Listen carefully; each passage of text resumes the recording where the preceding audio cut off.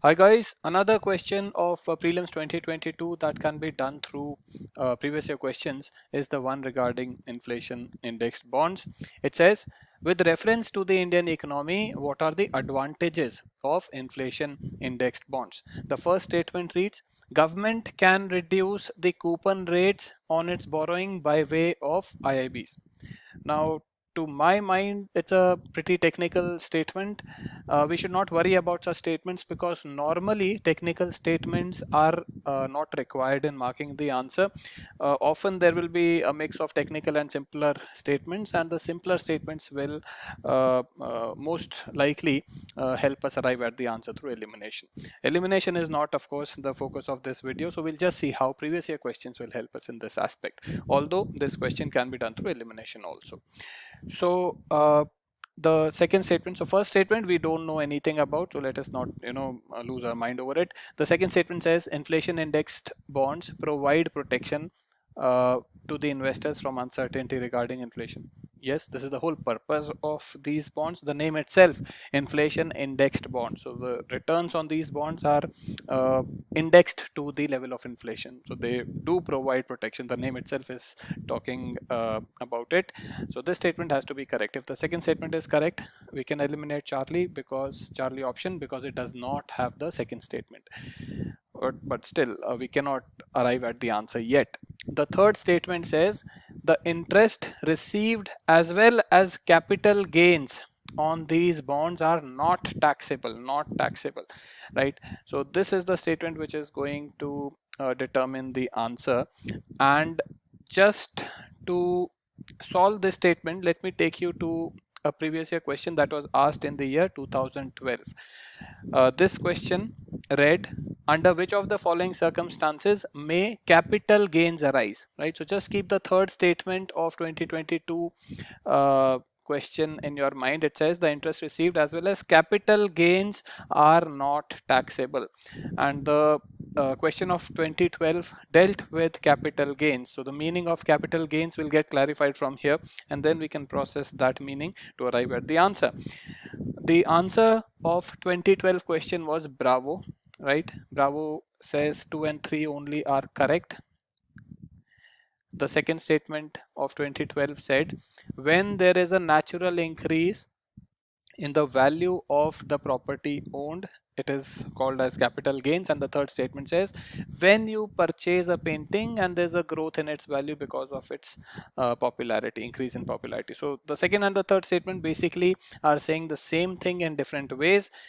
The idea is that if there is a natural increase in the value of wealth or capital asset owned by anyone, that is called as capital gains. And if you have such an increase, if you have capital gains, ideally, what do you think? Should it be taxed or not?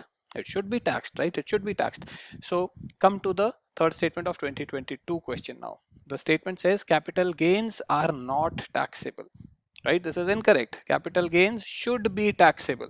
So the third statement is incorrect. And if we look at the options, actually the third statement itself will give us the answer because it is given in 3 out of 4 options of the 2022 question.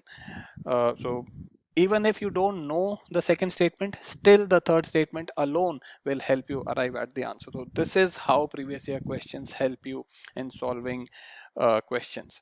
Let me just take you through the other questions. So there are 4 PYQs related to this question. The one of 2012 is related specifically to the third statement, and the other PYQs are related to the second statement. So the second statement itself is simple of the 2022 question. I'm saying the second statement is simple, self-explanatory, but still, if you want help from PYQs, that also is available. So just come to the 2021 question. The answer to this question is delta. The question reads, Indian government bond yields are influenced by, right? And delta says 1, 2 and 3. 3 says inflation. So inflation impacts the yields of bonds, the returns of bonds. And till when will inflation impact? Till the time these bonds are not hedged against that inflationary tendency. So if they are not inflation indexed, they will be impacted, right? Let us see the other two questions. So one question was asked in 2013, another was asked in 1989. Both of these questions are very similar. 2013 question is almost a verbatim repetition of the 1989 question, although the nature of the questions are different. 2013 is two statement, the 1989 is a single statement question. Let me read, okay, the 1989 first, right? Then we'll come to 2013. The 1989 statement question read, who among the following is most benefited? Most benefited from inflation? The answer is Bravo. Bravo is debtors. So debtors are the people who have to pay debt, right? Who have taken loans, who have to pay debt. So they are benefited from inflation. Okay. Till when will they be benefited? Till the time the debt or the loan is not inflation indexed. If it is inflation indexed, if inflation happens, the value of the loan will increase. So the the purchasing power of the creditor remains the same basically. Let me not make this more technical. This is actually not a solution of the question, but just how the PYQ can help us solve the statement.